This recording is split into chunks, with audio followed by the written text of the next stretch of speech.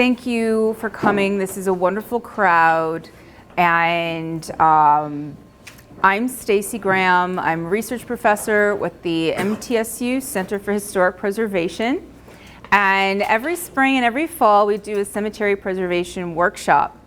And so this is our spring 2022 cemetery preservation workshop.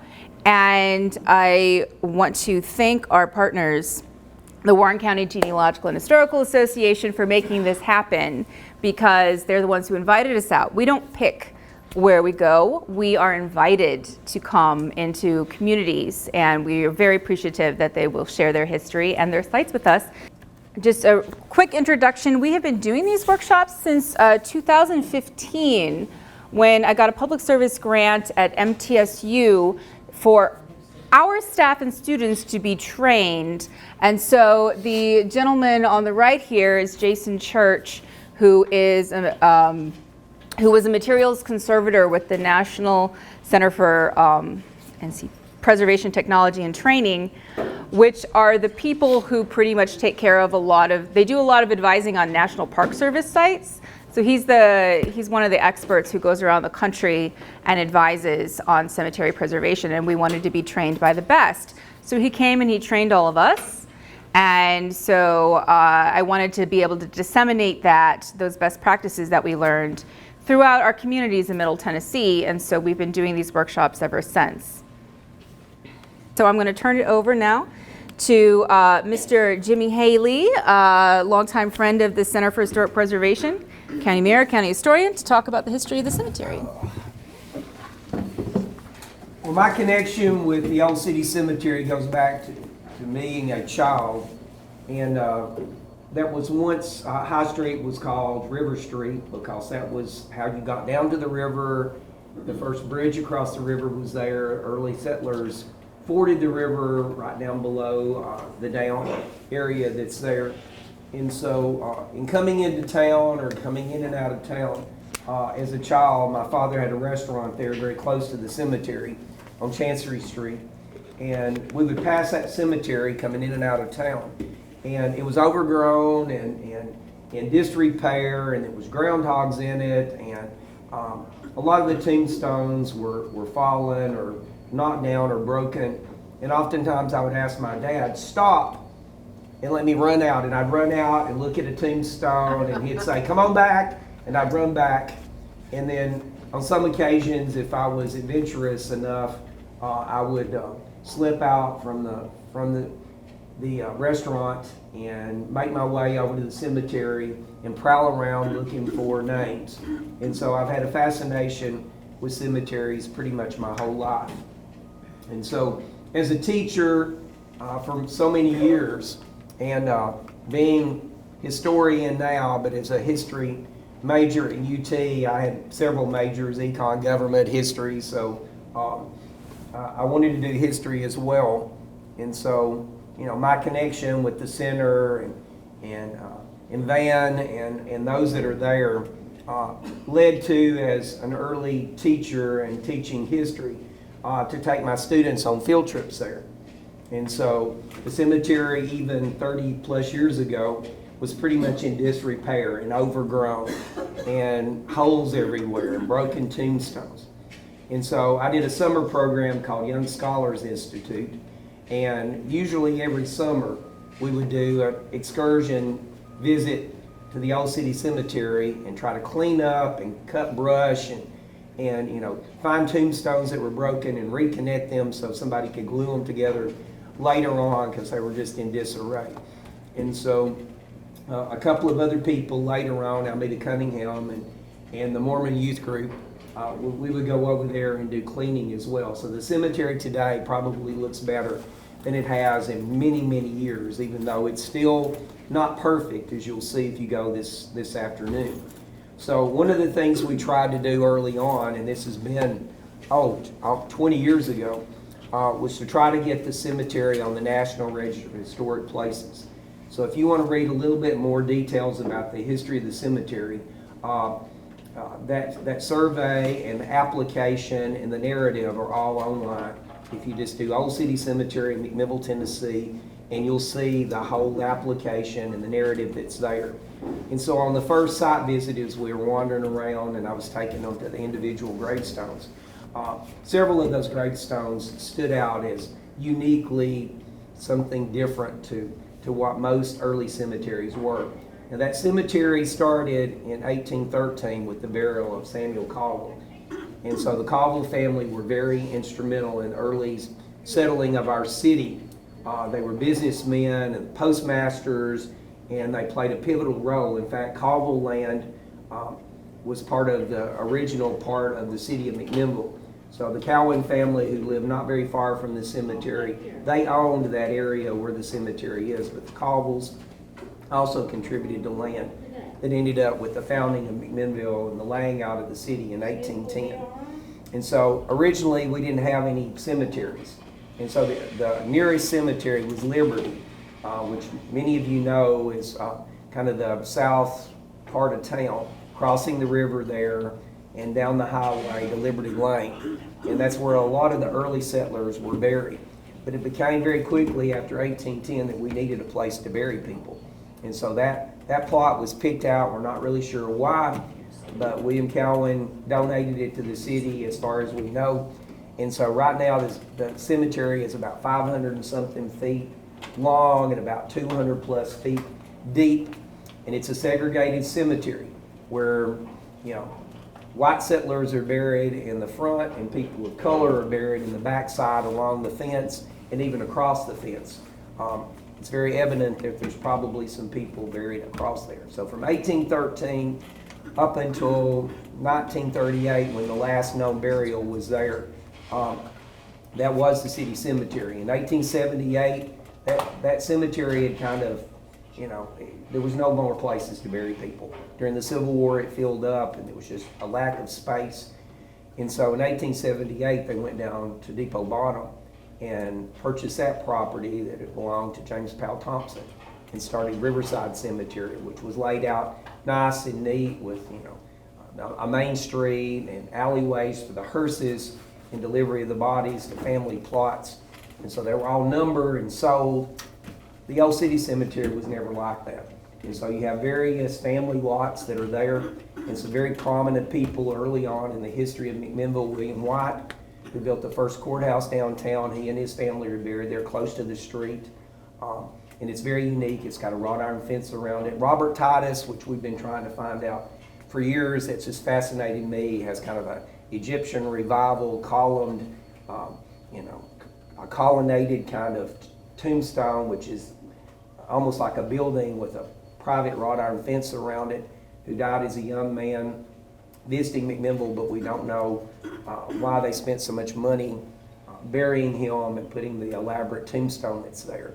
One of the most unique tombstones in the whole cemetery, and this was one of the things that helped get us on the National Register because of the uniqueness, is the tombstone, the obelisk to Miss Hallie Morford. And the Morford family came from New Jersey, and Josiah Morford had been educated at what became Princeton University. They were friends with the Burrs, who were neighbors of theirs.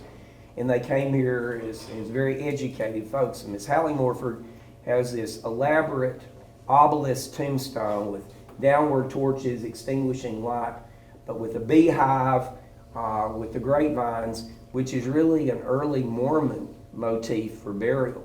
And we're really not sure why that one was chosen. A lot of those early tombstones are also signed by the tombstone makers. And so if you realize that these tombstones were probably shipped here, not by train, we didn't get the trains till the 1850s, but by mule and horse and wagon across the mountains from Nashville on roads that were haphazard at most, that it's amazing that those tombstones made it here without breaking or without damage to them. And so, for an early cemetery, there's some very elaborate tombstones there. The last burial in the 1930s was a member of the Lyons family. And so they were very prominent in the early days of McMinnville, and they were early textile merchants and had mills here, and then became educators. Eliza Lyon Mitchell, and her family were very instrumental in starting the First Baptist Church here and lived on Lyons Street. but there's a whole family lot there as well. So when you go through the cemetery this afternoon, you'll see a lot of Revolutionary War soldiers, you'll see Civil War soldiers as well, but very few people were buried there after Riverside Cemetery was created. In fact, some people were disinterred and taken down to Riverside Cemetery to be reburied in more prominent locations or in family lots that were a little bit more well maintained. Because by that time, even the old city cemetery was not very well maintained. The city of McMinnville does own the cemetery and does keep it mowed. Now we've cleaned it up all the way down to the fence row, even up to 10 years ago. The overgrowth and the wild grapevines and everything had consumed almost half of the cemetery. And so little by little, we've eaten away at that and pushed the cemetery back to where it was, but it's still very evident that there's probably people buried on the other side of the fence. That property behind the cemetery, that whole little area there was a little black community. That was African Alley, and there was a whole little black community there nearby the cemetery. One of the early stonemasons had a quarry on the other side of that. And you'll notice when you go to the cemetery today that there's a lot of tombstones there that are hand done. So you have from the simplest of tombstones to some of the most elaborate tombstones that you will ever see. One of the ones special to me is Susannah Potter, and it's hand carved from a rock that was dragged from the river up the hillside. It's got a slab across it and built up, and it's a child. And I always go to that one because it's special to me that a father probably lost his daughter, and to make sure that that daughter was never forgotten. And he was not very literate. Some of the letters, like the S for Susannah, is backwards, and it's not very well spaced out, and it's not in a level line. But a father took the time to hand carve a tombstone to remember a daughter that died when she was young, so that nobody would ever forget it.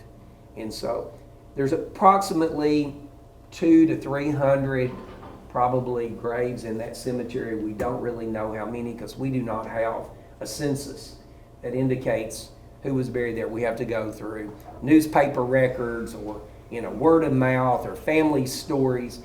And some of the people that are listed there as burial are actually been moved to Riverside Cemetery.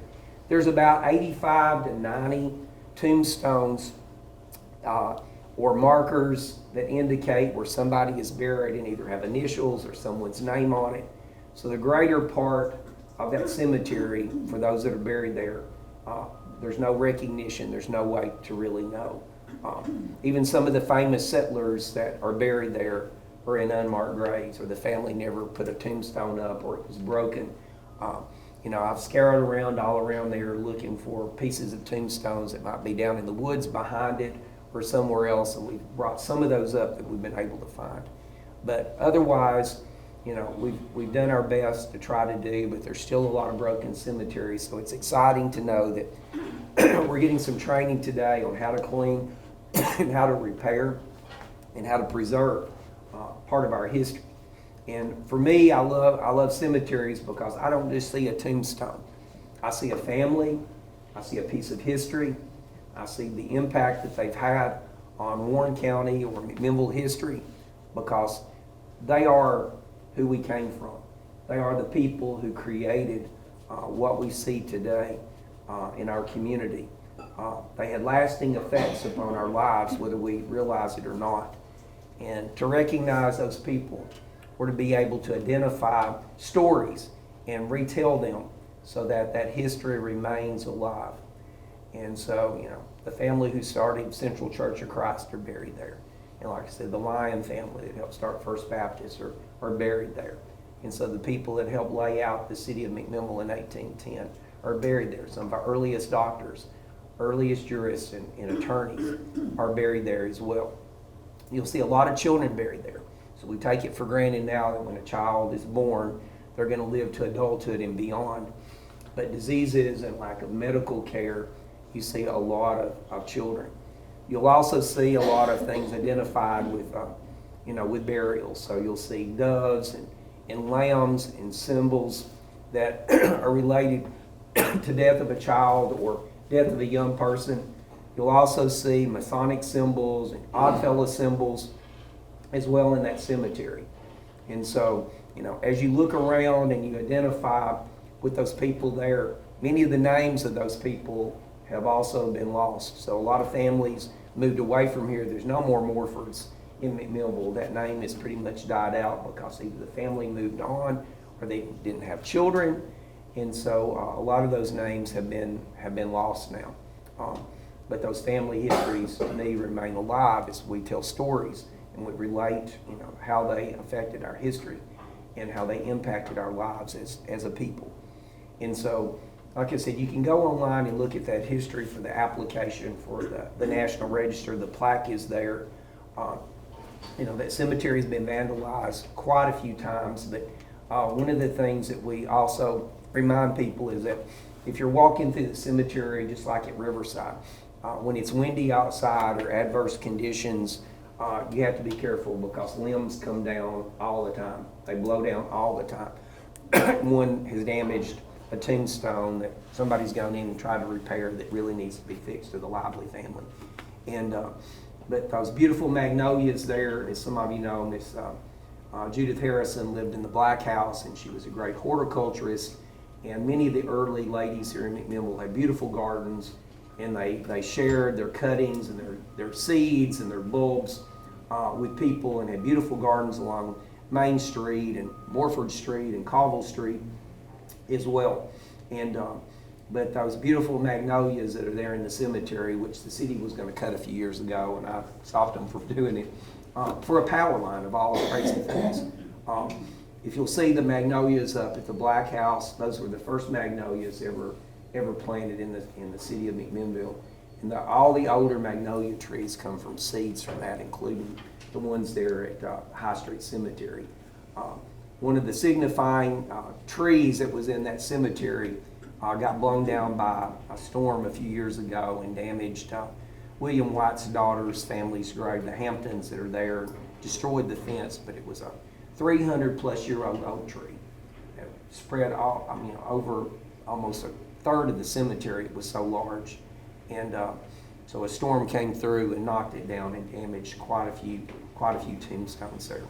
So as you go through and read some of these tombstones and you connect with some of the stories or names that you've heard, it gives us opportunity this afternoon to relive part of that history and answer questions, and I'll try to be there at 1. I've got multiple commitments today, but if you got any questions about anything, I don't want to take this too long as well. I could talk all day about some of the people that are there and some of the stories that have been told over the years that give us that connection. So has anybody got any questions? Well, thank you very much. This is going to be a great day. We appreciate Stacy and the Center for Historic Preservation and all they've done to help make this possible today, and the Genealogical Association and Ann Brown's leadership and some of your leadership in making this day possible. So it's going to be a great day, and we'll have the tools and the resources available now to us to do some of the things that really need to be done to preserve some of these old histories. So, I hope so. Thank you so much, Jimmy. That was great. And I know that you have a busy schedule today, but I do hope you can make it out this afternoon and try your hand with a brush and some soap. And that way people can grab you if they have any questions that they think of between now and then. I did want to just kind of remark on a few things that he reminded me of, and that is the picture that I showed you with all of us at our very first workshop was in an old city cemetery, because that was, of course, the name of it, the one in Murfreesboro, where we're based. And the same thing happened to that as happened to this one. It's the original cemetery of the town from the very earliest part of the 19th century. And then, they have a certain style. There are a lot of characteristics of these earliest town cemeteries in Tennessee. And they're generally laid out in family plots. They don't have a lot of paths or parkways. And they're segregated with a lot of the, people who may have been enslaved or free blacks or freed people of color usually buried in unmarked graves towards the backs or the margins. So the same thing, and I'm sure that we'll see, you see that in a lot of other cemeteries dating from this time period. And then of course the same thing also happens when in the middle of the 19th century there was a movement to build more prominent kind of park-like cemeteries all across America, kind of called the Garden Cemetery movement. And so that's where Riverside comes from. Same thing happened in Murfreesboro with Evergreen. A lot of the prominent families moved their plots out of the old city cemetery to be at the new, I guess, place to be seen, even though you're dead. And those cemeteries tend to have, the wider lanes, the more park-like setting, where the graves are not necessarily oriented east-west like they usually are in the older traditional cemeteries. So if you're at a cemetery, think about how it's laid out, what it looks like, what time period it may have originated in, and you'll start noticing some of these things that we talked about. It's called reading the landscape, and so it's something that I really like to do, being a visual person. And so we're going to be talking more about that this afternoon. When you move graves, you must move you're supposed to. Right. In a minute. The markers as well as the burials, because what's the point? If you move the marker, they're still at the place where they're buried, right? I mean, we tend to talk about them like they're still people at a place, and that's where the coffin is. That doesn't always get done, of course, and even nowadays, with cemeteries being moved for development all over Middle Tennessee, they're legally supposed to move the whole thing. What were you going to add? I was going to talk about the flight from the Old City Cemetery to Evergreen in Murfreesboro. The popular lore has it that a lot of these were moved on the same day, and that they hired children to follow along behind the carts to pick up the bones that fell out of the carts while they were moving. Now also, the reason they were moving some of them, in the Old City Cemetery in Murfreesboro, there had been a church. The biggest church in Murfreesboro was the one that everybody went to. And during the war, the Union occupied that church and actually used it as a horse stall. And a lot of people, when they established Evergreen, they wanted to get their ancestors out of Union-occupied territory? Out of land that had been sullied by the Yankees. And so they moved a lot of people out of the Old City Cemetery to the new Evergreen Cemetery a couple of blocks away. I had not heard that story about the kids picking up the bones. Strange. I grew up in Murfreesboro too. But Michael Fletcher is a colleague of mine. He's worked on many cemetery projects, both as a graduate student and now as a consultant for the center. Good question, though. Those caskets aren't always in the greatest shape. I'm sorry. Oh, no. No, and if they're old enough, the casket will have deteriorated. And, that's kind of what the whole point, right? Dust to I dust. thought he was going to tell us that they got mixed up. That's what And Well, they probably did. I am sure that happens more than has ever humanly been recorded. Being able to say, yes, we know exactly who this is, they're all here, this is exactly where they are, that's a luxury. A lot of people don't have that, and sometimes there's the illusion of that. The idea of a grave, we tend to think of it as permanent, right? Graves are supposed to be permanent. In a lot of parts of the world, that's not the case, because they don't have the space that we do here in America, and then pretty soon it's not going to be the case here either. And then we've seen with development, and it's not even just modern cases of having to move cemeteries because they're in the way of new subdivisions, or a road is being built, or a TVA is flooding the area.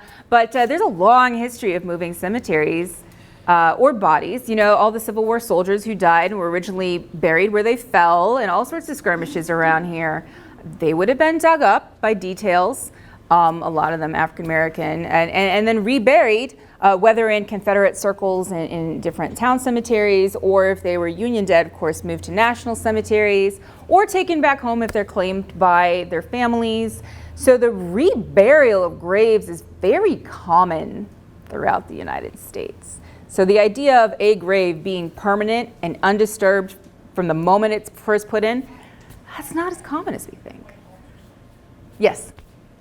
Did you say that cemeteries are usually oriented east-west? Yeah, okay, good question. Older traditional cemeteries, a lot of folk cemeteries, not so much cemeteries nowadays. We're kind of losing hold of some of those traditions. East-west, because of the Christian belief in the resurrection of the body. You want to be facing the rising sun when that trumpet blows.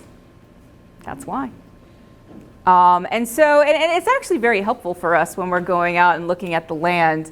And you can see, they may not get it perfectly on the east-west axis, but a lot of times your downtown grids will be on an east-west, north-south, and so you can use that as a bit of an orientation when we're at the cemetery and be like, oh, these are parallel to the streets or perpendicular. But it goes back to that, and then it's just kind of the way you do it. Question? I will add there's one area of the cemetery that's up close to the street between the White family and Dr. Jones, and both of them have wrought iron fences, but there used to be a wrought iron fence around the family lot for the Waters family. And Miss Catherine Farah told Miss Jeanette Lowry at the Black House, well, everybody that's in the Waters family plot has been moved to Riverside, even though their tombstones were left there. And so there's really no significance in leaving the wrought iron fence around that area. So Miss Lowry had the wrought iron fence took down, and that's what's across the front of the Black House. So that came from Riverside Cemetery, just saying. Well, at least it wasn't, pulled up and sold for scrap, which is what has happened to a lot of wrought iron fences in older city cemeteries because the metal was valuable, and it made it too hard to mow. But that's very interesting. And I don't think that's recorded anywhere, but you heard it from me because I was there. I believe it, whatever Jimmy says. All right, well, the first thing that I was going to talk about a bit was laws regarding cemeteries in Tennessee, because we get a lot of questions about these. And I can do basic answers. And then I start referring people to Graham Perry at the Tennessee Historical Commission. I do have some handouts. I'm going to put them up here, and you can grab them after we're done here. But I'm going to talk about them kind of as I get to them. But one of the handouts that I brought is some laws on historic cemeteries in Tennessee. And I'll explain actually I have two handouts for those. One is a bit longer and one's a bit shorter. One is, because I had a bunch of them left over from a previous workshop. And you can just I just downloaded these from 10gen Web because they got them from the Tennessee burial statutes. And so it's like 5 pages of all the laws that are related to the Tennessee burial, specifically historic ones. And then I also have another handout that covers the laws, but it's more like a narrative explaining what the laws are instead of these are the laws themselves. But it's from the TDEC, the Tennessee Department of Environment and Conservation. They have a lot of great cemetery resources on their website that we link to from our website, and I'm going to show you that in a minute. So yes, some of the basic ones that people usually ask me about, I'm going to kind of answer them here in a few bullet points. So the first one is, if you are a descendant of somebody buried in a cemetery, you are by law allowed access. But you should still get permission from the landowner because you're going to have to tromp through somebody's land in order to get there. And you don't want to create a dangerous situation or a hostile situation or anything like that. But you are by law allowed access because the idea is you may not own the land, but the graves and the tombstones are owned by the family, which is why it's up to the family to repair them and pay for moving them and that kind of thing if they want to move them. There should be a buffer of 10 feet. So if you have a cemetery and you have graves and you know where the outline of the graves are, and you know they don't extend beyond that outline, then you have to put an imaginary 10 feet, and that's the point at which development can come no further. So this is specifically something that people have to keep in mind when, a lot of little cemeteries are now in the midst of suburban development. There are houses all around them. And so,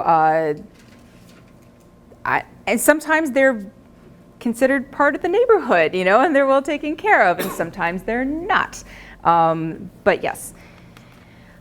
And this is the tricky one. So sometimes you have landowners who are very good stewards of the cemeteries on their properties, and sometimes you have landowners who really, really wish they didn't have a cemetery on their property. But they can't move it unless it's determined to be abandoned, and that is the word that is used in the statutes.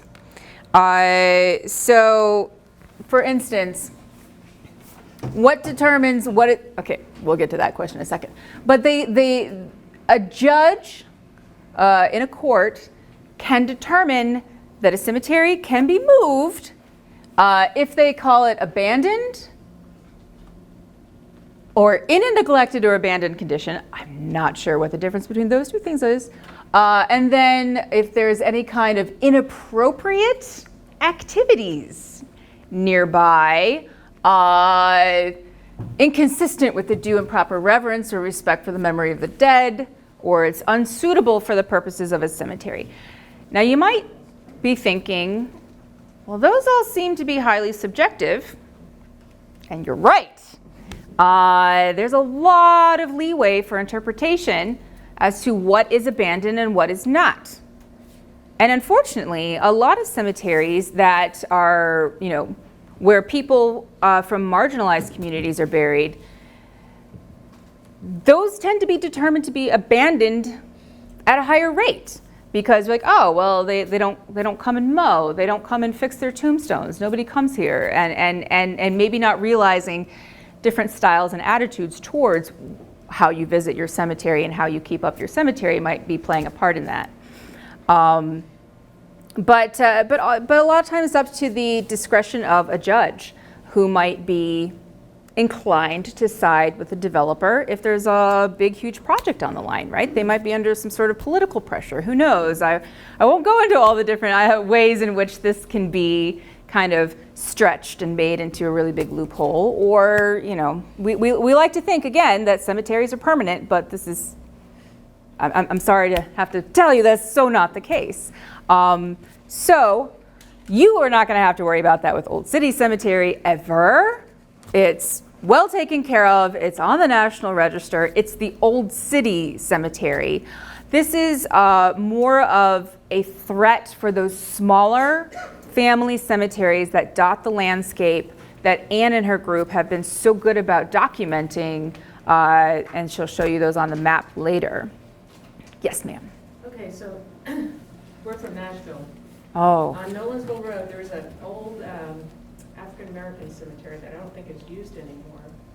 But we have a lot of homeless people in Nashville, so I saw plants up in that cemetery. Yes. Is that a clear violation? You can't camp in a cemetery. I'm sorry? It'd be like number 3 up there. Well, yeah, that might be something a judge could be like, well, that's inappropriate. But I do think that Nashville is not offering a lot of alternatives for its homeless people to go to. So I don't think that the cemetery should be declared abandoned just because of those actions, but that's me. I do see how that might threaten the cemetery as being, well, if it's going to be the kind of place that's going to attract this kind of activity, then we're just going to take it away. And especially if it's on Nolensville, there's so much development pressure around there, and it's kind of a mess in certain places. But with a lot of the African American communities, I went to one Edmondson Cemetery near there off of Nolensville. It's one of the only things left of a once thriving African American community there, where most of the people have had to move away. There might be like an old church that's been rebuilt or repurposed over the years, maybe a couple old homes that have still managed to hang on. some place names on the streets.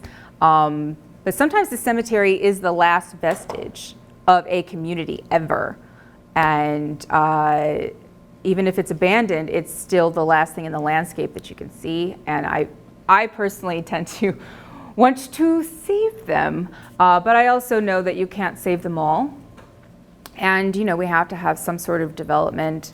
It depends on whether you have a very motivated and loud community group that will put up a fight. Because sometimes that's all it takes for a developer to be like, that's going to be too much of a hassle. I'm gonna leave that alone. But with your question about the homeless encampment, that's something where Bathrooms. I would really hope that, again, if there's a local community group who could actually go to the city or the county. I know that city and county are merged pretty much, metro, but and be like, can there be a way that they're, I hate to add extra policing on the homeless people when there's nowhere for them to go, but if it means that it's going to bring the cemetery closer to being abandoned and removed by judge order, then that might have to happen. But nobody wants to pay the money to erect a fence. Nobody wants to pay the money to have more surveillance. I mean, that just doesn't really happen.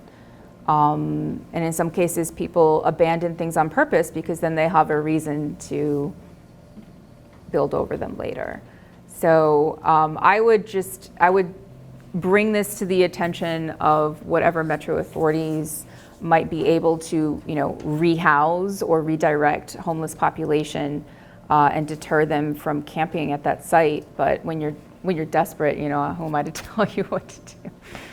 So, I'm compassionate for them, but I also don't want it to be the downfall of that cemetery. So, tricky one. There aren't a lot of good answers out there sometimes. I'm often the bearer of bad news. Don't you know that feeling, Michael? Any other questions? Yes, sir. I'm involved in running a local cemetery here, and one of our members is interested in doing an eco-burial. Basically, you dig a hole, put the body in, some kind of mushroom suit or yeah, exciting. And you just degrade naturally. Yes. So what I want to know is, as us running the cemetery, are there legal considerations? Can we just let them go at it?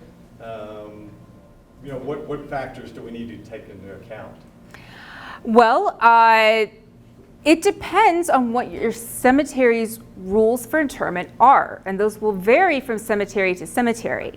And I'm gonna let Michael Fletcher chime in a second, but you also might want to talk to, there are a couple natural burial grounds in Middle Tennessee. There's one up in Sumner County called Larkspur, and it's a conservation area and a natural burial ground, and those two dudes who run that are great to talk to. So you can ask them kind of how they go about, and I know that they have to work within certain kinds of limitations. Is that state or local or? I'm not sure on that. I'm not entirely sure on that. These statutes don't talk about how to bury. There are other ones that are made for specifically people in that business, those kinds of commercial statutes. But again, there's no law that says every body has to be embalmed. That's a preference for for actual funeral homes and memorial gardens. I personally just put me in a shroud, put me in the ground. I want to be worm food, but everybody has their own. Just make sure that you're very clear about it in your living wills. Okay, I know that you want to chime in, and then maybe Jeff has something to say.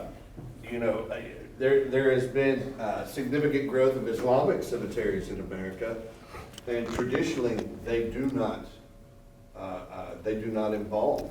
In fact, they are wrapped in a shroud and buried. Unless there is some sort of local statute,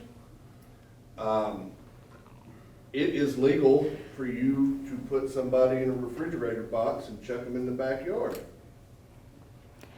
but check the local statutes because there's a lot of concern for groundwater, of course, But there's no groundwater state law against it. issues. And of course, you have to call 411 before you dig, you know, you don't want to run into any of that kind of thing. So, But yeah, so I let's mean, not chuck anybody in the yard. I'm not suggesting that people do that. I'm just letting you know there are no state statutes Yeah, against that. yeah. Okay. And then that brings up the second issue when you say digging up. In the cemetery, the Presbyterian Church ran it for a period of time, and some people believe that slaves are buried there, and some say that the Presbyterian Church wouldn't have allowed that to happen, and they certainly wouldn't have been marked. And there's a large area where we believe there are slaves, and we're not sure. They're not marked. Geophys. And so, and we have people that we're gonna keep adding and being buried there. So we dig and we find remains. Leave them. Stop digging. Okay, this Honestly, is, but I mean, in terms of running the cemetery, are there legal obligations that we have, or? okay, well, I worked with a small Catholic cemetery in Humphreys County a couple years ago, and they got a GPR, ground penetrating radar. They hired a firm to come out and survey their cemetery because they wanted to know where the open plots still were and how many there were left because they were filling up. And as you said, there are so many unmarked graves that you cannot just assume that a blank space of land is going to be free for future burials, especially if it's a large thing and there are some sort of, you don't know whether to trust it or not, but there are oral histories about maybe, you hear that a lot, but half the time it's true. And if there's a large swath, I'd say chances are good that somebody's buried there. If not formerly enslaved people, then other people who just have not had tombstones or their tombstones no longer remain, or they were originally wooden, or they broke and they're just Potter's field. 10 inches under the surface. Could have been a potter's field, especially when you're dealing with a municipal or a church cemetery where they would have had to demonstrate that kind of charity. So I would say it's highly likely that you have burials there, but to be sure, you need to get ground penetrating radar, and that's not cheap. But you could probably, it depends on the size. I know that this small Catholic cemetery, they did it for under $2,000. But again, don't quote me on that. And Also contact NTSU, the archaeologist. no, I talked with Zeta the other day. They're not doing that at this time. Oh, really? They can't do that at this time. Okay. It's not a service they can offer at this time. Graham Perry at the Tennessee Historical Commission has an extremely long list of people who have that equipment in the whole kind of Mid-South area. And I worked with a gentleman. I went to his old family cemetery in Cannon County, and he's like, "Can you help me narrow this down?" And so I basically narrowed it down to a couple Nashville-based firms that might be, that do a lot of cultural resources and stuff like that. But again, there are ways that you can probe, but you kind of need to have a bit of know-how to know what you're probing for, and that's not even something that I've been trained in. So I wouldn't be able to demonstrate for you. I didn't bring my probe stick today, y'all, because I don't know. So I'm going to talk a little bit about documentation. So, what can I do to maybe ensure that it's not abandoned? And I'm using these because that's the actual word, not in an ironic sense, as you know. And we always encourage people to document. Now, of course, that is what Anne and her group are doing so wonderfully with their use of technology, creating a map, and anyone going out and cleaning up any kind of local cemetery as well. That's what you're doing. And so just things to keep in mind for documentation. So instead of just visiting a cemetery, which is what I did for years, you can call it documenting a cemetery, and it sounds so much better. So first of all, of course, you must have permission. Determine the ownership of the surrounding land that you may possibly have to go through. Or if you're taking pictures of the cemetery and you get somebody's house in the background, these kinds of things, you never know what people are going to take issue with. And determine the ownership of the actual cemetery plot itself. And then conduct deed research, determine ownership and exact location. Now that, of course, is something you can work with Anne's group to do as well. and then get permission from the landowner to access the cemetery. When I was out on the border of Cannon and Rutherford counties the other day with that gentleman and his cousin, he had to get permission from the new young landowner to go visit his old family cemetery. And so he had secured that and said that I was, he's bringing me in too, because I don't want to be the outsider who disrupts anything. And then we had to get on one of those gator vehicles and like drive through a very rocky terrain up to a little copse of trees and then do our thing. And then on the way out, sure enough, the landowner drove by in his truck, and apparently he was upset because they didn't know we were coming out that day because they were going hunting and we scared away the birds. Even though he had told him that, yes, indeed, we were coming today, conversation had taken place, but the man was like, meh. So, that can be a tense situation, but we must respect property rights, but we also have to respect descendant rights, so balance. So documentation methods. Now, a lot of these things have been documented before, and there was a wave of genealogical groups across the state in like the 60s and 70s going through, copying down all the information off of tombstones. I know that happened in Murfreesboro. We were very glad to have that record. And it may not be extensive, but one thing about those older documentation records is that a lot of those cemeteries have been completely obliterated since then. So documents from like the 60s, 70s, and 80s, those are from the cemeteries usually in better days when there were more intact tombstones to read. Cemeteries were usually better marked and easier to find, and more people were alive who knew where they were. So those old records can still be valuable for a lot of things. Find a grave. Anybody use Find a Grave? Do you add stuff to Find a Grave? Yeah. I use it a lot too when I'm looking up things. When people call me and ask me about things, I'm like, well, let's see what's in Find a Grave.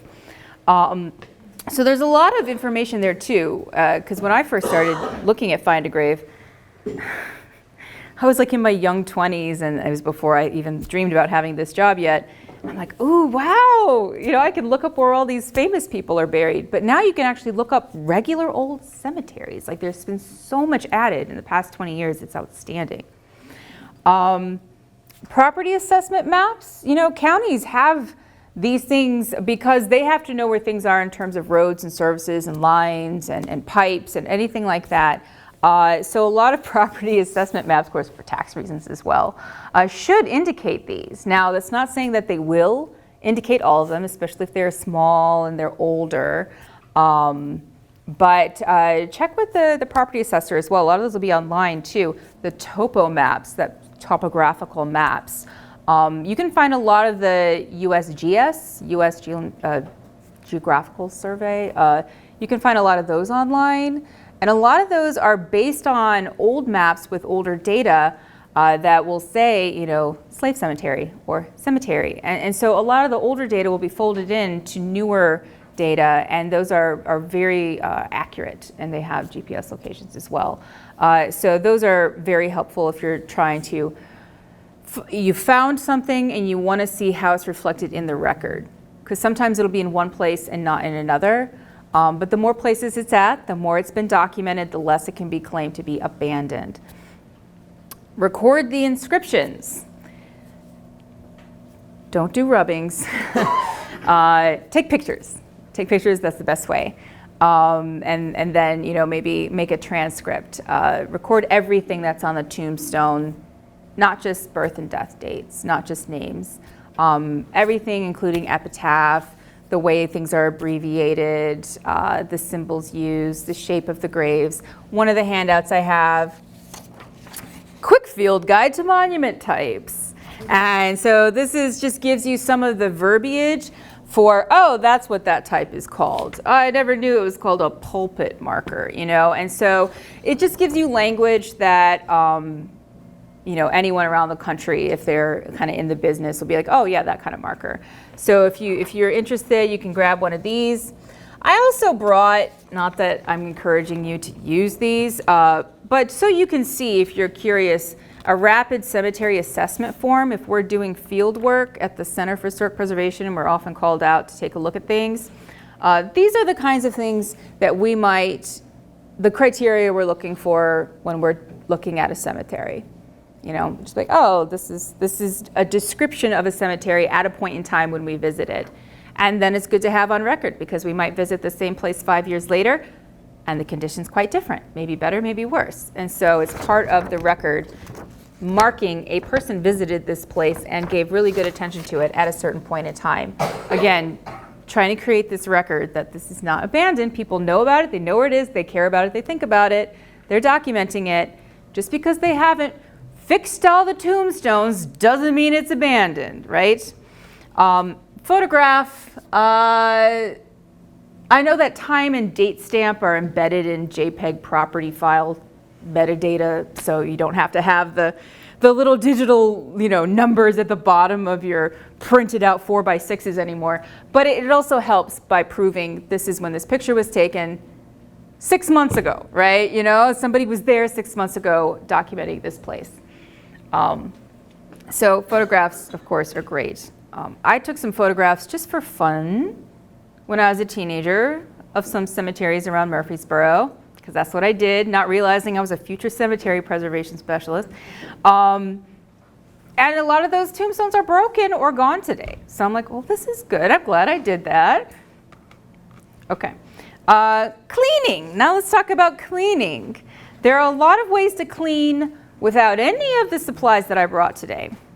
So what can you do when you have nothing? What can you do when you have a little bit? And what can you do when you have a whole kit? So I'm going to try to cover all my bases here. So one thing you can do, and I'm sure everybody knows that this is the first thing to do, remove the debris and overgrowth, all those fallen limbs, trees.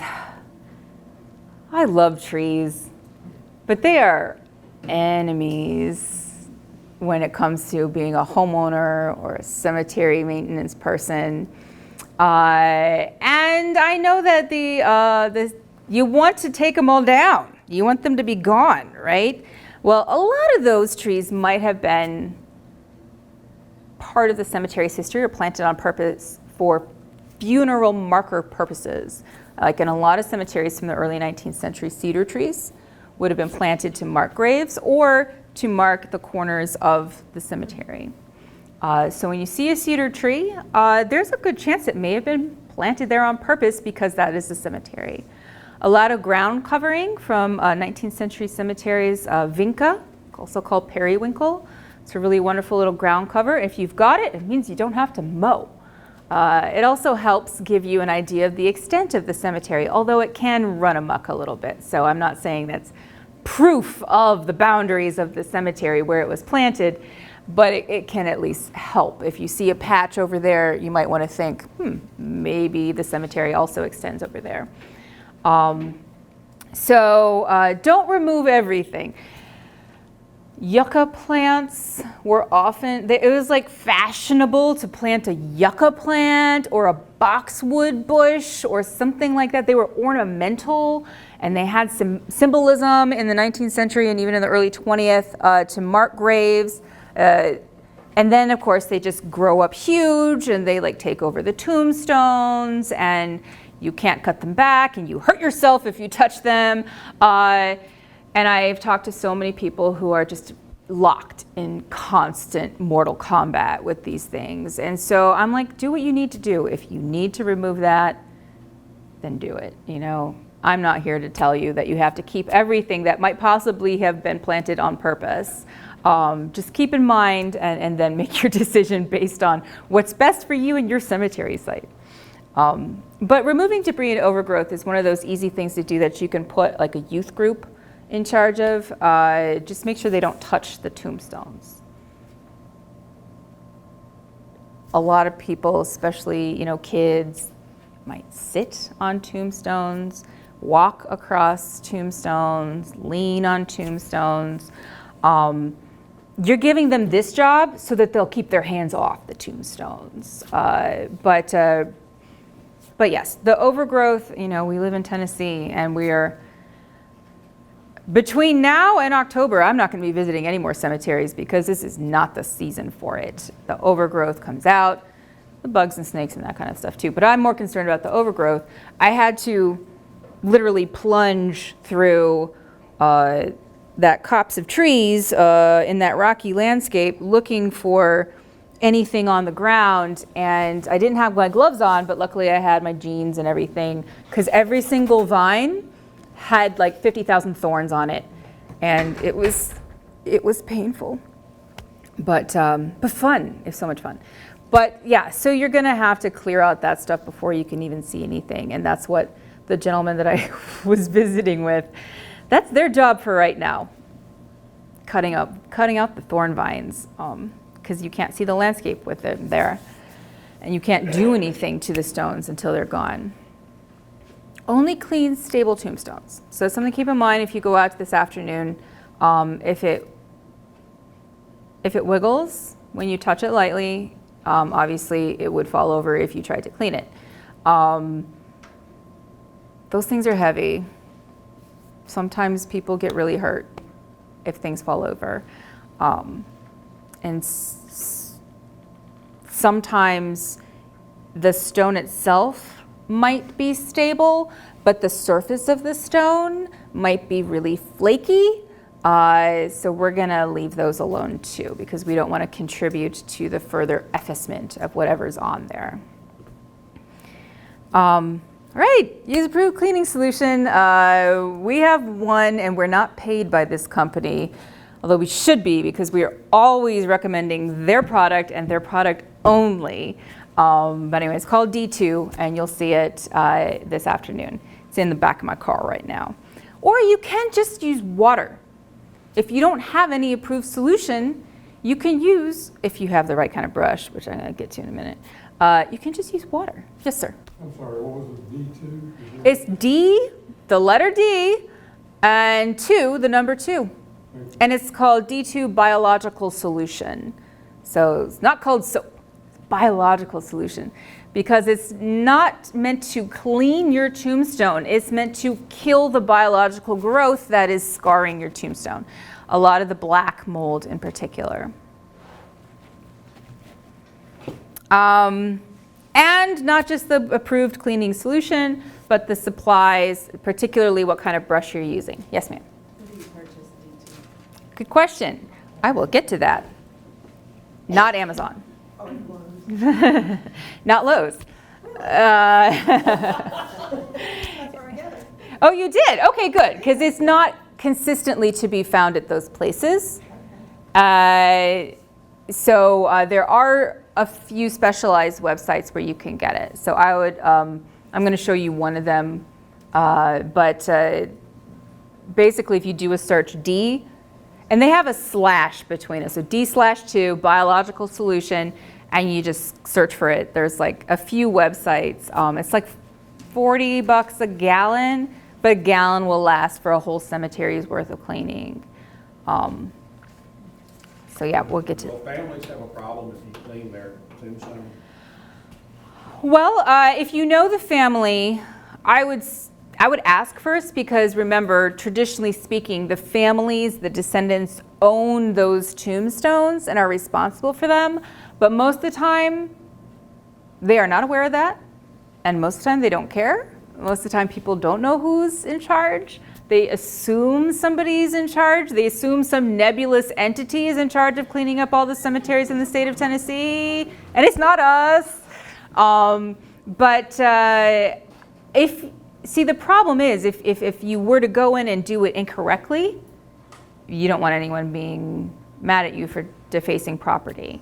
So I would try to get permission. I mean, we're going out there with the permission of Warren County, and right?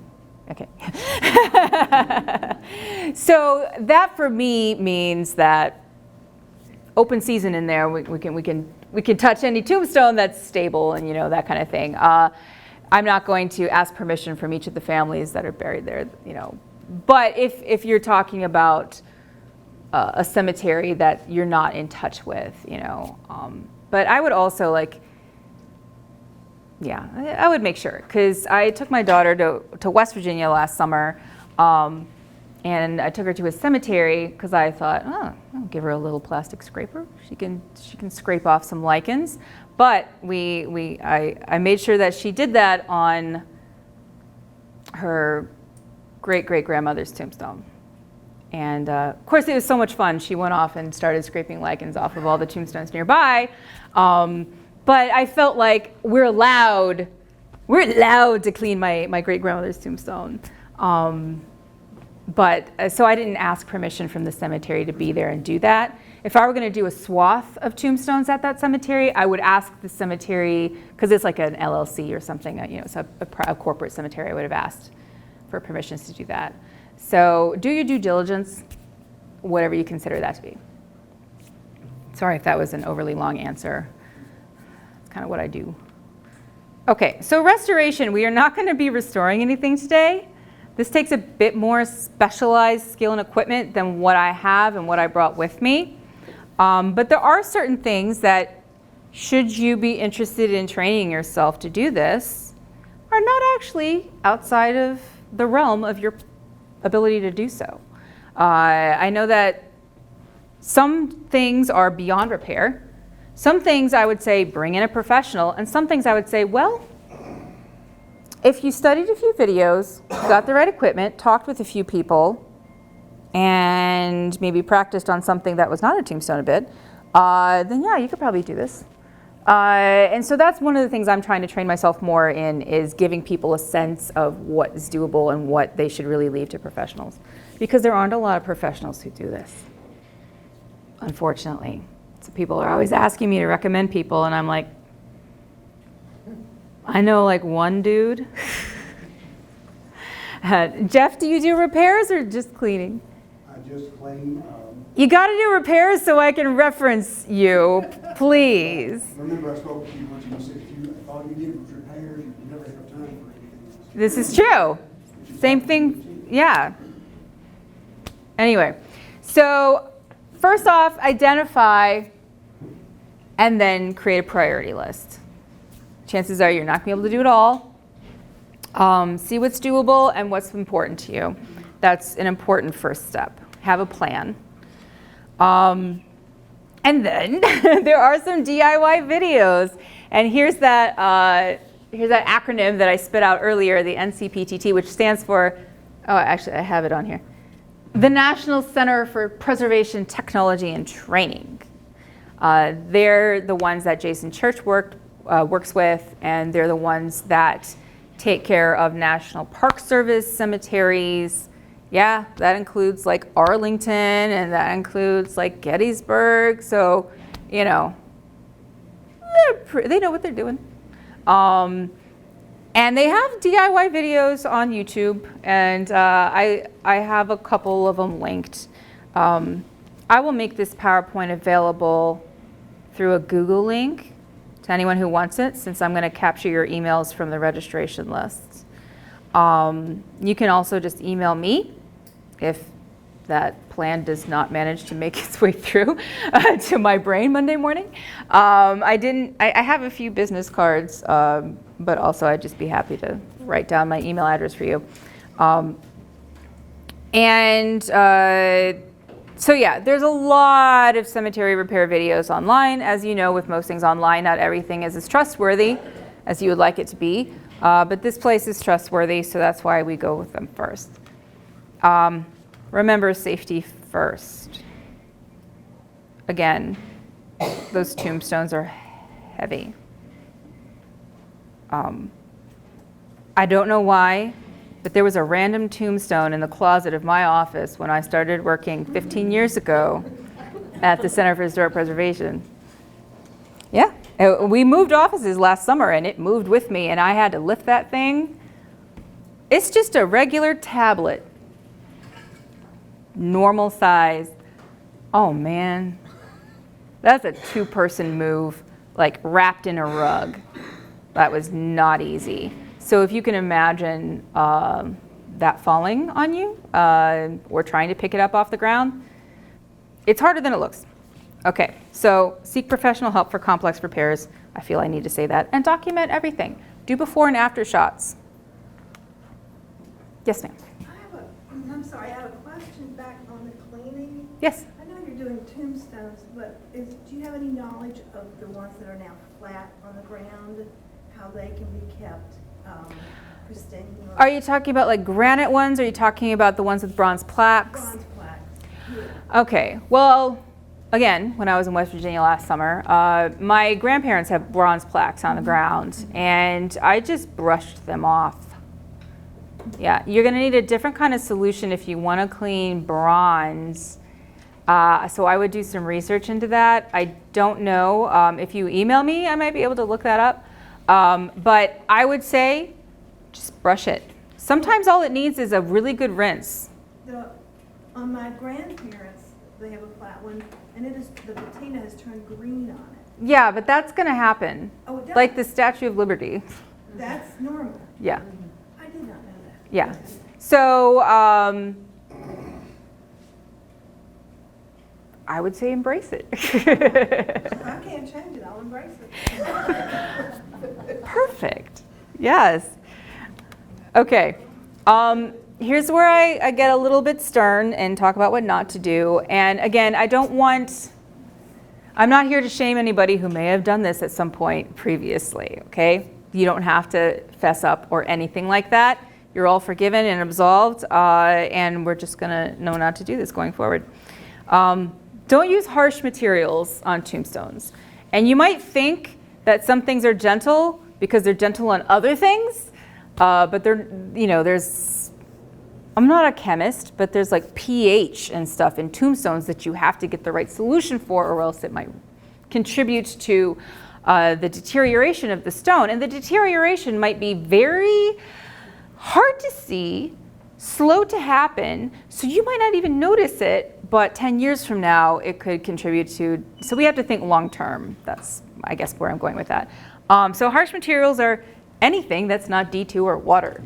There are some, I know that Orvis soap is something that Jeff has used in the past. That's pretty okay. Wet and forget is something that my friend at the cemetery in Humphreys County has used. But if you didn't hear me mention it today, then maybe stay away. So in other words, I know a lot of people put things on tombstones to make them easier to read, whether that's chalk, flour, shaving cream. That's not good practices. I'll just say that. Don't do that.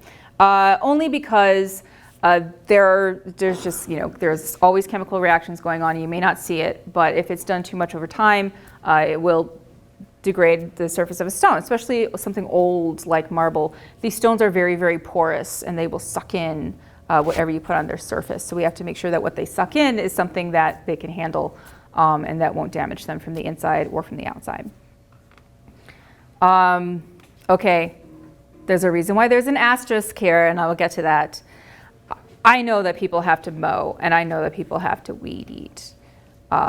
So the asterisk is here because I realize that I might be asking the impossible, and you have a lot of practical considerations. But I just wanted to put this out here as a keep in mind point, because lawnmowers, okay, besides trees and cows, lawnmowers are like the biggest enemy of tombstones. So you will see them wherever you go, whatever cemetery you're in, the little nicks around the sides, lawn mowing. And I met the people who mow the Old City Cemetery, and they seem like they know what they're doing. They seem like they're very aware. That's not always the case, though. Sometimes your budget only allows people who just have to swoop by really fast and don't have the time to be careful around each tombstone. So just remember, sometimes it's better to have a big shock of weeds around your tombstone than to have big nicks cut out the side. So it's up to you. Again, the asterisk is because I realize that you all have a lot of considerations, and I don't want to be coming in and telling you, oh, well, you know, you have to do it the hard, long, expensive way when you can't. I understand. If you can't, you can't. You just have to do what's best for you in your situation. The reason why we tell people not to fill in grave depressions is because that's a marker. It has become a marker on the landscape. That's a clue. That's evidence. And sometimes when the tombstone is not there, that's the only evidence that you have that a grave is there. Now, sometimes the grave depressions might be so deep, they're hazards. One cemetery in Alexandria where we're at, they filled it in with mulch because he said when it rained, they would fill in and the mosquitoes would come. And I hate mosquitoes, so I could not blame him for wanting to get rid of them. And I didn't, the mulch idea is actually not so bad because you're still marking the grave. You know, you're not obliterating the fact that there was a grave there because you can see it in the landscape. So that might be a consideration. But if you fill it in, it will interfere with any ground penetrating radar that you might want done. Keep that in mind. You won't be able to do any probing because the ground will have been disturbed to such a degree that the results will be very inconclusive.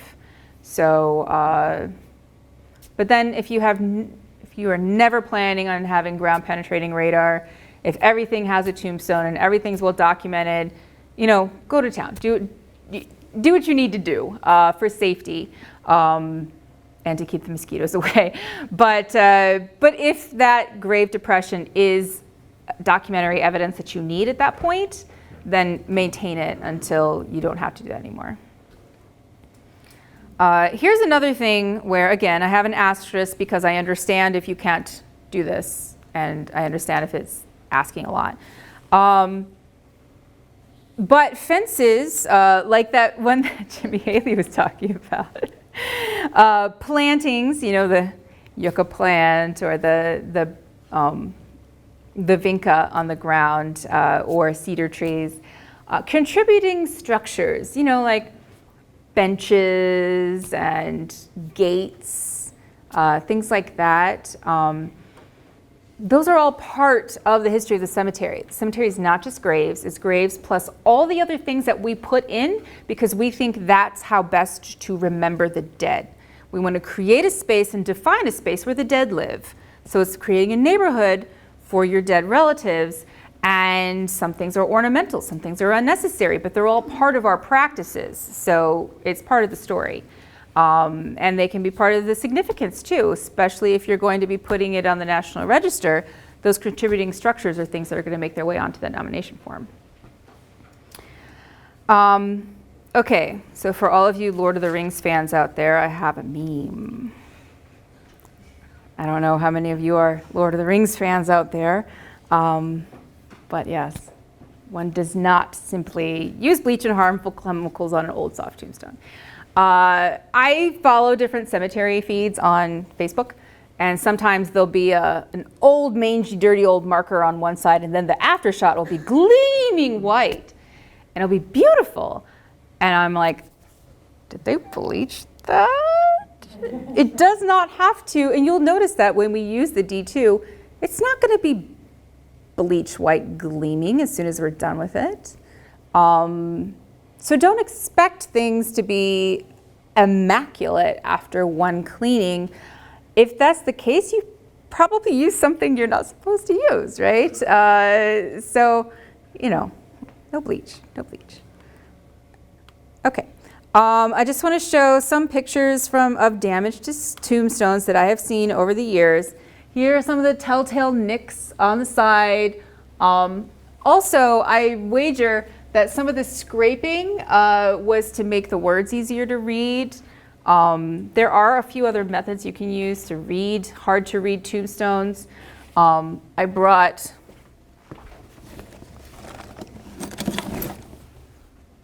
this tool. It's called a flashlight. And you can like put it obliquely on the side. I'll show you when we get there. It's actually remarkable how much that can show up. Also, when you're cleaning, the suds will fill in the inscriptions, and sometimes that makes it really easy to read that way too. So there are a couple other ways you can shine. You can have like one of those big old mirrors and you can shine the sun on it at a certain angle. There are other options than than the ones that cause damage. Here you see some more mower damage that also managed to kind of slip the lid a little bit off of this box tombstone. This one is double damaged. For one, it's broken. Actually, it's like triple or quadruple damage. For another one, it's called what we call sugaring, which is when the old marble surface has kind of worn away and it's all gritty. For another thing, maybe you notice this bottom part doesn't match the top part. So in other words, broken pieces sometimes get tossed to the side or moved, which means they're forever removed from where they originally were. You might not be able to match them back up again. Try to keep things in their original context if you can, and don't lean things against a tombstone. Because even leaning one tombstone that's broken, you're like, well, I know it was right next to it, so we'll just leave it here because then we'll know where it belongs. Well, that's a good sentiment, but you might be adding undue pressure on the one that's still upright. So maybe find another way to kind of keep it in that spot. Here we have an example of a repair with a metal plate. Those things will rust through. If you're ever going to need to use pins or screws, make sure they're stainless steel, but for the most part, best not to use them. Definitely not metal plates. Here we have a repair that was done with what I think is Portland cement. Portland cement is not good on most tombstones ever. You want to use a historic mortaring compound, which again is something that the professionals will use, and that if you do enough research on your own, you could probably figure out how to do that, and I'll show you where to get stuff. All right, so next steps. Can I ask you a question? Yes, ma'am. I'm assuming that you also shouldn't spray any kind of weed killer around the monument. Well, again, this is where I understand why people have to do that, because it is meaning that you don't have to have a weed eater going around it. But most weed killers, most herbicides will react badly with the tombstone itself and contribute to deterioration over time. I'm not gonna call the cemetery police if you do it, though. I have seen a lot of ways of getting around that. One of my favorite ones that I just saw was this idea of little cemetery gardens where somebody creates a tiny little flower patch around a tombstone and plants flowers there, and it's all mulched and stuff. But that's very time intensive, but it does create a nice little buffer for mowing, right? This idea that we have to have grass everywhere in America is just ridiculous to me. But then, of course, we're in Tennessee, so we'll just have grass whether we want it or not. But there are ways that you can create dead space around it without that, it's just a lot of elbow grease. This is why I realized that it may not be realistic. And in some places, there'll be like a big concrete strip, and they'll just put all the tombstones on that. And that way, they're not going to nick these tombstones, they'll nick the concrete strip, but that's not usually how they were made to begin with, and so I wouldn't do that. But I have seen that before in places. I'm a fan of scorched earth, scrape it free of vegetation in certain places. But then again, sometimes it looks really pretty. If you want to have a nice lush landscape, you're going to have to do more maintenance.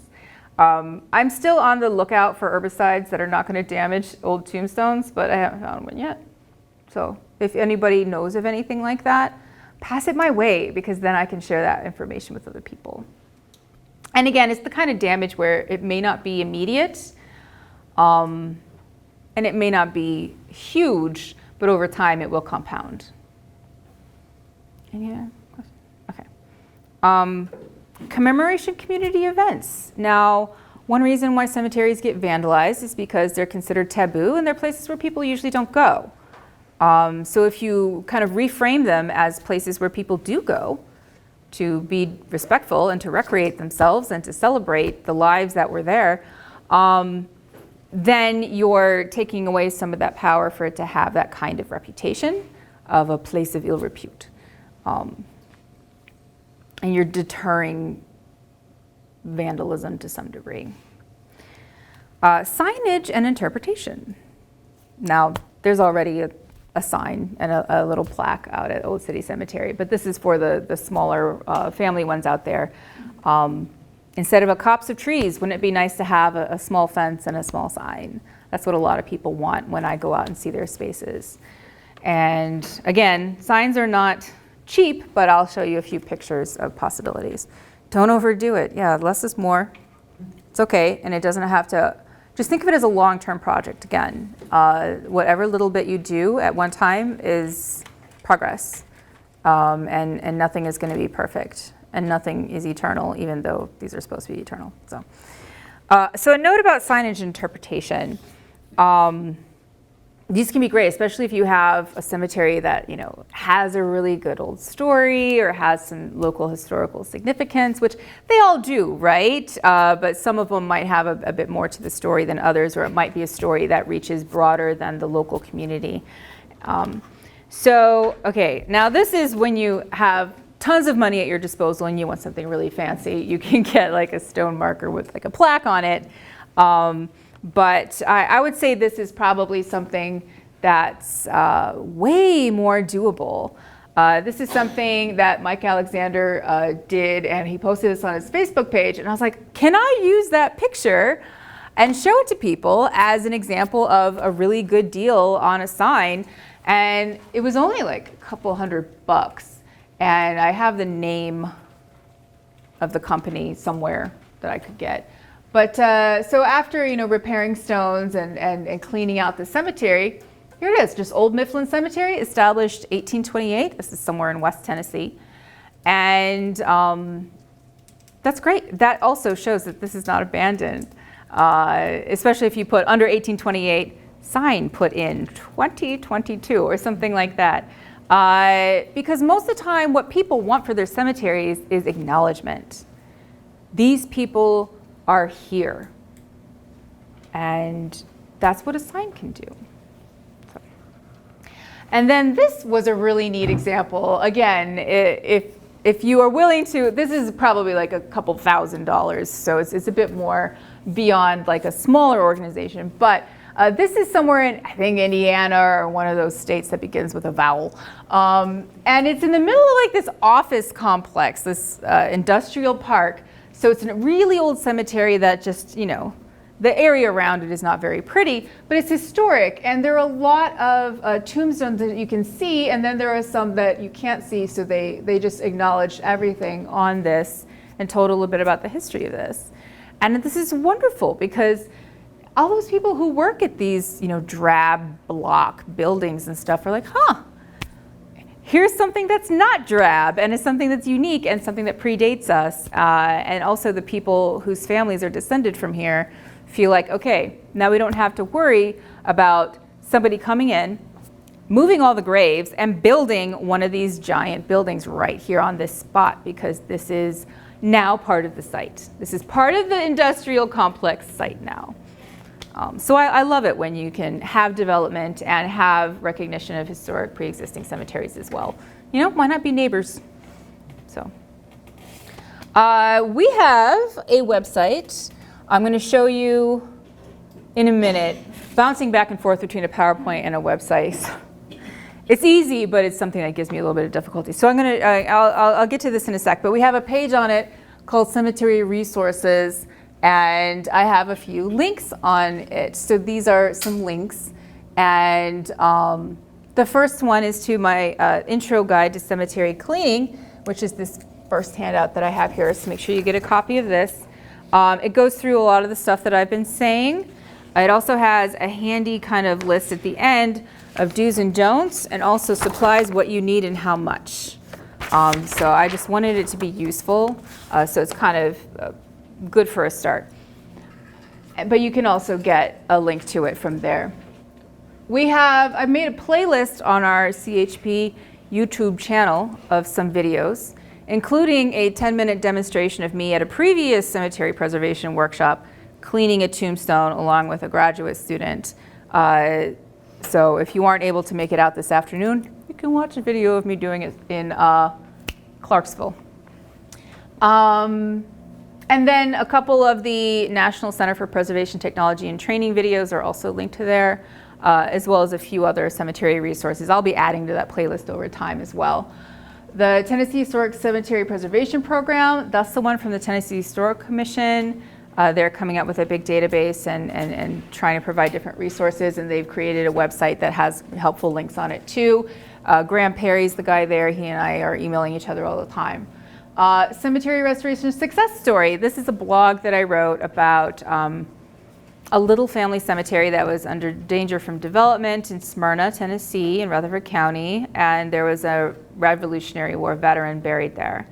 And so we were able to get the DAR involved, we were the SAR involved, and we raised money in the community and had really big events. Got descendants flown in from California. Well, they flew in, we didn't pay for that. But, and then there was like a big event, and there were lots of different sponsoring partners, and just going to show you what can be done if you have one person with a will of iron who will not say no or will not accept no from anybody. And she was very instrumental in getting all this done. So sometimes it really just takes one small motivated group that knows how to be pushy in just the right way. Because there are a lot of businesses, there are a lot of entities out there who need to do these kinds of things for feel-good stories, right? A couple $1,000s is nothing to them, it's everything to us.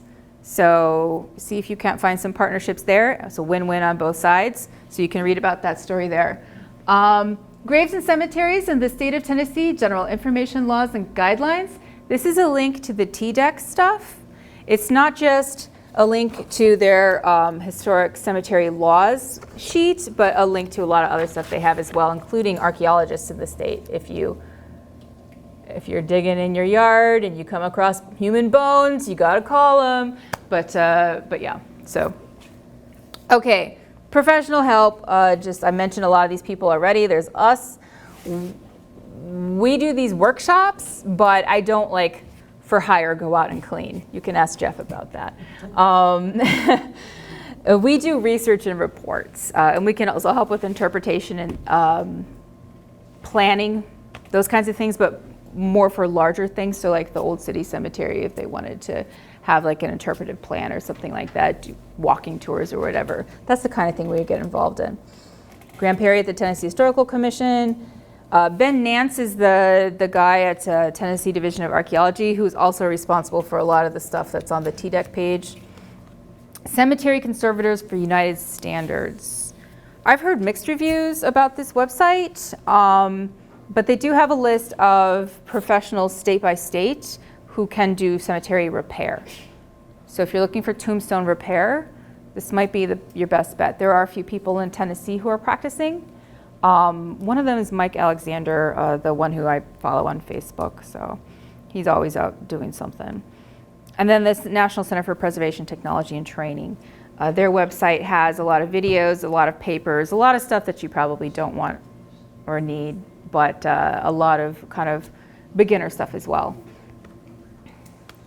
Okay, so some select issues at Old City Cemetery. These just give you an idea, looking at two things, of what it would take to fix these. So broken stones, how do you fix a broken stone? Okay, well, first you need supplies. Lots and lots of supplies.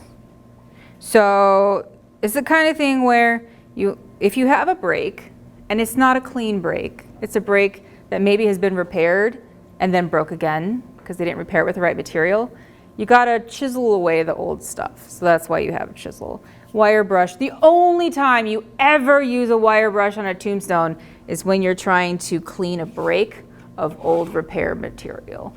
So never, ever, ever, ever use it on an exposed surface of a tombstone. Historic mortar compound. If that's not enough, you also need some two-part epoxy. Two-part just means you have two different kinds of putty things, and when you mix them together, they create a bond. And so it's chemistry. Again, I didn't think that I was going to need chemistry for this job, but anyway, I'm learning.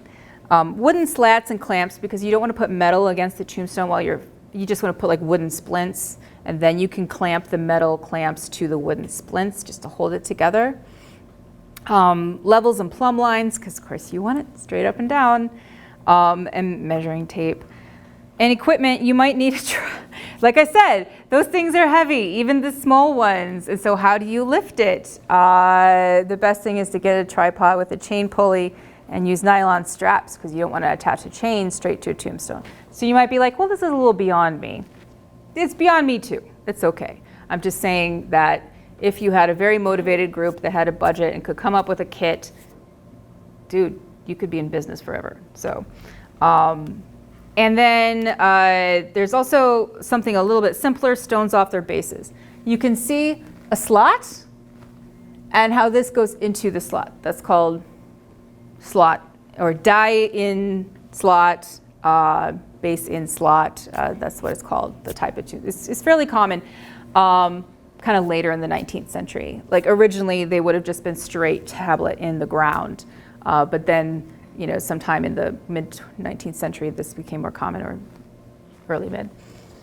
And so what you would do with this, I linked to a video. So if you just click on this on the PowerPoint, you can get to a video and you can see where they've filled in with, here's the historic mortaring compound, and then they've got an epoxy in there, and they're just kind of mortaring it. And they're gonna put it back down with the pulley and stuff. So that's, I'm not gonna show the video right now, but you can get to it because it's linked here. A few other things, like I said this before already, these are pictures of tombstones at the Old City Cemetery in McMinnville. So if you are interested in these kinds of supplies, a lot of crushed gravel for if you wanna take a tombstone that's like this and make it like this, you gotta just giant crowbar and lots of gravel. This person right here is Jonathan Appel. He also does cemetery repair, maintenance, cleaning, everything across the whole country. I've been to a couple of his workshops. He does some work with the National Park Service as well. So he has a website, and it's not the only place you can find this stuff. And like I said, I'm not getting paid to recommend this to you, but his site is called Atlas Preservation. And it's very easy to figure out when you're there because he categorizes everything in very easy to follow categories. And you can be like, okay, where are the epoxies? You know, okay, where's the mortaring compound? So like I said, only if you're interested in this kind of thing, you can get an idea. The materials themselves are not expensive in and of themselves, but getting everything together. And he built this tripod himself. There's me, okay? So, you know, these stones, you could never lift it by yourself, but when you're just like hoisting it with a chain pulley, I'm just doing this. It's like, I don't have to yank really hard or anything. It was amazing. It was so much fun. Anyway, so we're lifting this thing and it's gonna go on this base. And then we had to attach it using the epoxy compound, and then we had to kind of fix a few things in it. But fun stuff. Okay, so what are we going to be using today? These are the things I have in the back of my Subaru. D2 biological solution. I forgot to put the slash between the D and the 2, but that's it. Natural bristle brushes. Pump sprayers for water, spray bottles for D2. The pump sprayers come in 1 and 2 gallon sizes. And then the spray bottles was going to have the solution in them. Buckets, nitrile gloves, because it won't like hurt your hands, but it's best to kind of not absorb too much of it. Safety glasses. I have the kind of sunglasses that wrap around my regular glasses, so that counts for me. But if you don't have eye protection, I do have some safety glasses. Soft plastic scrapers. Now I used to not use any plastic scrapers, but I have since been sold on the wonderful fun of scraping lichens off with soft plastic scrapers. And so I will show those to you in this afternoon. You can see if you can bend it, it's a soft plastic scraper. I also brought some bamboo skewers because I also like, those are really good for like cleaning out the inscriptions. So that's what we're going to be using today, and I'll go back over this at 1 o'clock. And so here are just some pictures of the Old City Cemetery in case you haven't been there for a while. But you can get a sense of what Jimmy Haley said, that it's a very large space and not a lot of tombstones are filling it up. But that thing is full. Maybe not completely full, but it's full of dead bodies. And it's hard to even see by the lay of the land where the grave depressions are. And it goes down. You can see the river in the background there because he said that it once extended all the way to the river. So this would have been, this is the side with the street, High Street, and then it goes kind of down the slope, and that's where the people of color would have been buried on that side because it was less prominent, it was more in the back, and that's where they were stuck. But so when you get there, try to look at and read the landscape. See if you see anything that looks like a grave depression. I think that you'll be, once you kind of get the hang of it, it's actually not that hard. So we'll see. Again, here's another site of, all right, it's not just 3 people buried there, right? You know that it's full of bodies. And with old city cemeteries, it's going to be the case no matter what.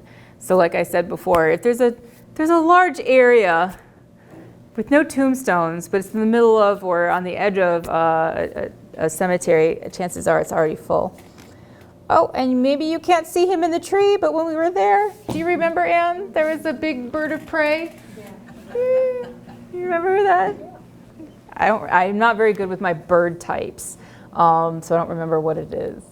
But I'm hoping that it'll be there today because it was really exciting. I think Jimmy said he hangs out there. Yes, that's why I'm hoping he'll be there today. But then at Mount Nebo in Murray County last fall, at my last workshop like this, I had gotten everybody excited because there was an orange cat that supposedly hung around the cemetery, and he didn't show up that day. So I don't want to get you all excited about this bird and have it not show up. Okay, and then here is pictures of some of the stuff that he was talking about. Actually, this one with the really interesting ornate box tombstone that was for a young man who wasn't even from there, and it just has a very elaborate fence around this one tombstone, which is very interesting. But the fences are wonderful contributing structures. I'm so happy whenever I see them. A lot of times they mark family plots. Sometimes you can see where they used to be because you'll see the post holes in the ground. So they might not be there anymore. They might be on somebody's front lawn or whatever, or have been scrapped or fell down from and just discarded. Because I know that they're a real pain to mow around. But if you can keep them there, then they're really great contributing structures because that's what the family wanted, right? It's part of the family plot. And then we're going to start off with this one, right? Is this the one that I picked? Is one of the oldest ones still standing? That's the one I'm going to demonstrate on. But it's just it's got a really beautiful variety of tombstones there. This one I think will make a great candidate for cleaning if somebody wants to take on, what is it? Something C. Spurlock. But this is one that Jimmy mentioned too, and I was so glad when he showed it to us when I came and visited before, because he was talking about a father, having a stone engraved for his daughter. This is what we call a vernacular style tombstone, which just basically means it wasn't professionally done. It was done by some member of the community with no training who was just making it as homemade, basically. And I love seeing these because these are one of the things that really make each cemetery unique, right? You can see the way that the letters are written.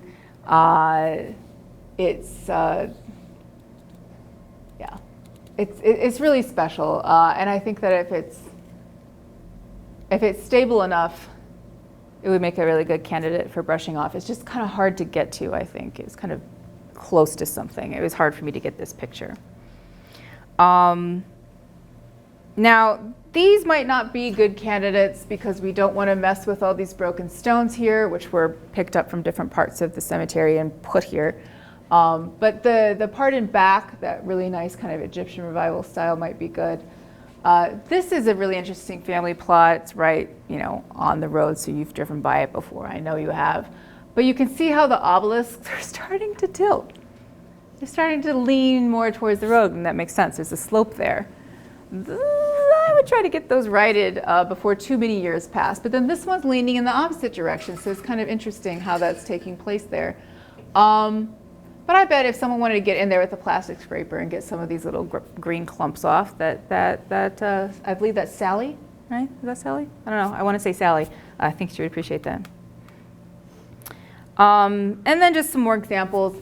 These are two different pictures. I don't know why the lighting is so different, but this is that one tombstone with the beehive. Make sure you see it. It's really interesting artwork on it. They just cleaned the bottom, not the top part. So if the top part is stable enough, maybe someone wants to clean the top part. Don't clean the bottom part though, because then it'll stay mismatched, right? Here are two examples of former fixes. This one does not look so good. This one seems to be holding up, but you can tell that it's shrunk into the cracks, so it might fall apart again. So maybe stay away from those, right? Okay, and did you want to talk more about what you have back there? I can. Thank you. Stacy a big hand. Yeah.